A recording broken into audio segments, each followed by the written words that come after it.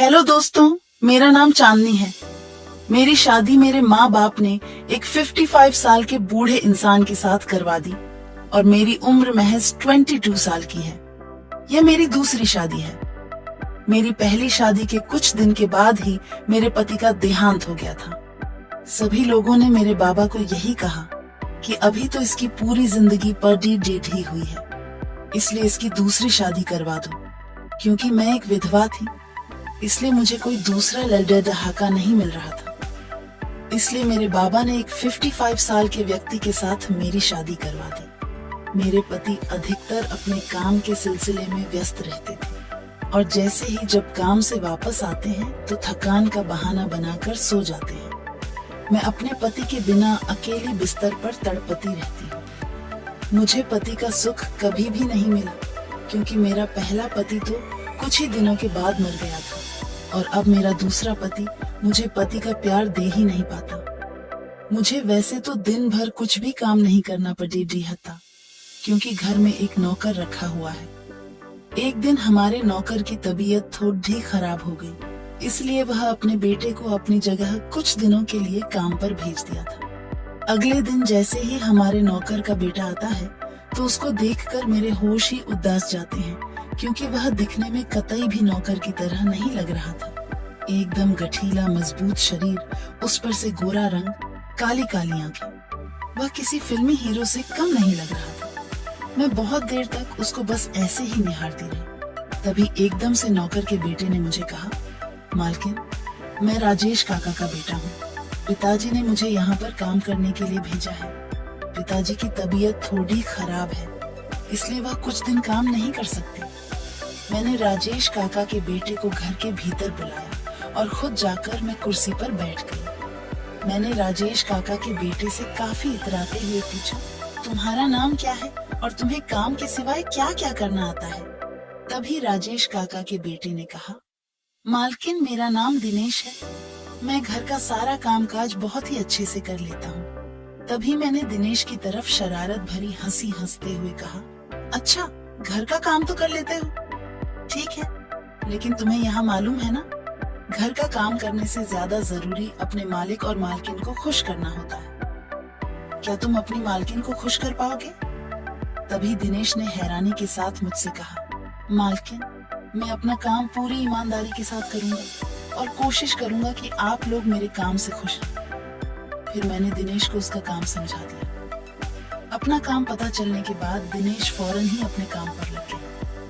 मैं अधिकतर बैठी हुई दिनेश को बस ऐसे ही देखती रहती थी। एक दिन मेरे पति को काम के सिलसिले से शहर से बाहर जाना था, लेकिन मेरे पति इस बात से बहुत परेशान हो गए। जब मैंने उनसे उनकी परेशानी की वजह पूछी तो उन्होंने मुझसे कहा कि पहले जब भी मैं काम के सिलसिले में बाहर जाया करता था तो मैं राजेश काका को तुम्हारे पास छोड़ते जाया करता था। मुझे किसी भी तरह की कोई फिक्र नहीं होती थी। राजेश काका का नाम सुनते ही मैंने अपने पति से कहा, अरे कोई बात नहीं, राजेश काका नहीं है तो दिनेश तो है ना। दिनेश रात को मेरे पास रह लेगा, आखिर वह भी तो हमारा नौकर है। वह मेरा ध्यान रख लेगा और उसके होते हुए आप फिक्र क्यों करते हैं? मैं अपना ख्याल अपने आप ही होंगी। फिर मेरे पति दिनेश को उसका काम समझाकर और उसे हिदायत देकर कि वह मुझे कहीं पर भी न जाने दे और मेरी सारी बातें माने, वह काम के लिए निकल गई। अपने पति के जाने के बाद मैं अपने रूम में आराम से लेट गई। मैं अपने बिस्तर पर लेटे लेटे तड़प रही थी। मुझे समझ नहीं आ रहा था कि मैं दिनेश को किस तरह से अपने दिल की बात बताऊं। मैं दिल ही दिल दिनेश को चाहने लगी थी। जब से मैंने दिनेश को देखा, मेरे दिल और दिमाग में बस दिनेश का ही ख्याल आता रहता है। मैंने दिनेश को कितनी बार अपने दिल की बात बताने की कोशिश की, लेकिन दिनेश अधिकतर मेरी ऐसी बातों को अनसुना कर दिया करता था और आगे बढ़ाए जाया करता था। मुझे समझ नहीं आ रहा था कि मैं दिनेश को किस तरह से अपने नजदीक लेकर आऊं। फिर मेरे दिमाग में एक विचार आया। मैं फौरन अपने बिस्तर से उठी और रूम से बाहर निकलकर सीढ़ियों से उतरने लगी, क्योंकि मेरा रूम ऊपर है और दिनेश नीचे किचन में सोता है। सीढ़ियों से उतरती हुई जानबूझकर सीढ़ियों से नीचे गिर गई और सीढ़ियों से गिरती हुई मैं जोर जोर से चिल्लाने लगी, मेरे चिल्लाने की आवाज सुनकर दिनेश फौरन दौड़ धाता हुआ मेरे करीब आया और मुझे इस तरीके से गिरा हुआ देखकर वह घबरा कर कहने लगा, अरे मालकिन, आपको क्या हुआ? मैंने रोते हुए दिनेश से कहा, दिनेश, मैं नीचे पानी पीने के लिए आ रही थी तो अचानक से मेरा पांव फिसल गया और मैं सीढ़ियों से नीचे गिर गई। मुझे बहुत दर्द हो रहा है, मैं उठ भी नहीं पा रही हूँ। दिनेश ने मेरी हालत को देखकर मुझसे कहा, मालकिन, आप होले होले करके उठने की कोशिश कीजिए और अपने रूम में चलिए, फिर मैं फौरन डॉक्टर को बुलाकर ले आता हूँ। लेकिन मैंने दिनेश को झूठ बोलते हुए कहा, नहीं दिनेश, मुझसे कतई भी नहीं उठा जा रहा, मुझे बहुत दर्द हो रहा है, तुम ही मुझे उठाकर मेरे रूम तक लेकर के जाओ, वरना मैं यहीं पर पड़ी हुई मर जाऊंगी। जब दिनेश के पास कोई उपाय नहीं रहा तो उसने मुझे अपनी गोद में उठा लिया।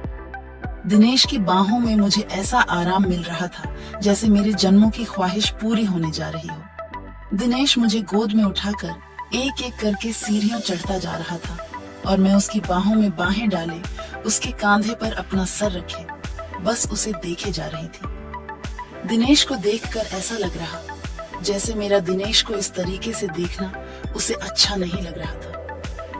फिर दिनेश ने फौरन मुझे मेरे रूम में ले जाकर मेरे बिस्तर पर लेटा दिया। जैसे ही दिनेश ने मुझे मेरे बिस्तर पर लेटाया तो दिनेश से बिछड़ने के डर से मैं कतई घबरा गई और मैंने फौरन दिनेश की शर्ट पकड़ ली और उसे अपने नजदीक खींचते हुए कहा, दिनेश, मुझे कहीं मत जाओ, मैं तुम्हारे बिना जी नहीं सकती, मैं मर जाऊंगी। देखो ना, मैं तुम्हारे बिना दर्द में कैसे तड़प रही हूँ। तुम्हें मेरा यह दर्द दिखाई नहीं दे रहा है?